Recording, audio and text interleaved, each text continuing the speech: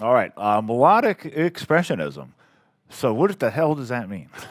It to me it means when when I'm playing a solo, I'm not gonna jump in and just start playing at peak level right away. It's not going to be that interesting, especially if it's a slower rhythm and a solo that needs to develop. There are cases where you do need a high level, high intensity solo from the get go, but you need to know how to build a solo. So I want to look at the chord progression that is in the song, the track, Purple Queen, which is an E major.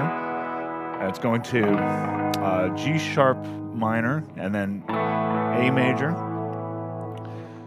So the thing I don't want to do is start right away with my high intensity repetition, which we have a segment on that as well.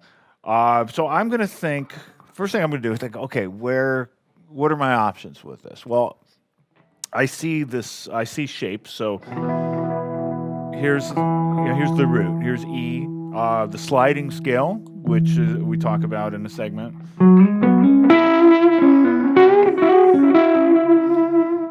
That puts me in the position of some of these great minor licks. Even though I am, this is really a major progression. This is the relative minor position. So I have, I can see the sliding scale. We can see the minor shape, but there's also the triad. So right here, there's an E triad, right? Across the neck. If you check out the section on triads, you'll see a lot of information on that. So the next chord, this G sharp minor. Well, what's the triad for that? Well, if we just we have the root position here, but we also have the inversion here, and you'll notice that the inversion for G sharp minor is really the same thing as E. It's just one note changes, and then A major. Right, is right here. So you have, I can map out the progression, and this way I see all the good sounding notes. And I might not play those exact notes, but just knowing that they're there sort of gives me a map of the progression. So let's try this over the track, and you'll hear a little bit of what I'm talking about.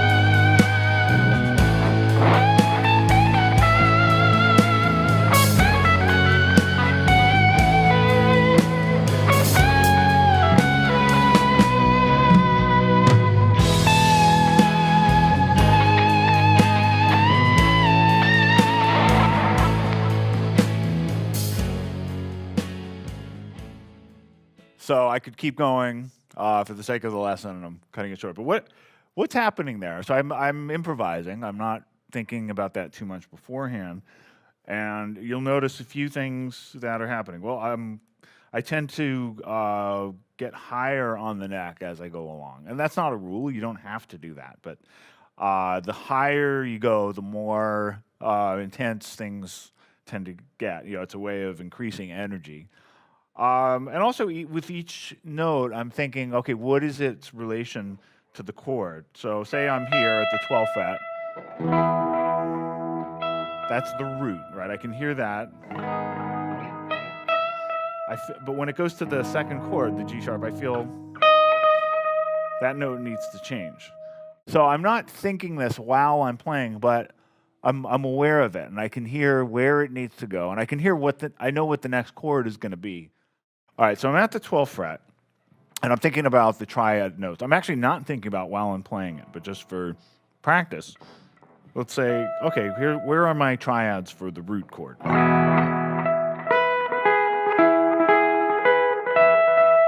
Well, there they are. What about the G sharp minor? Well, you could think of it here or here. Let's play it without delay so you can hear it better. Okay. A major.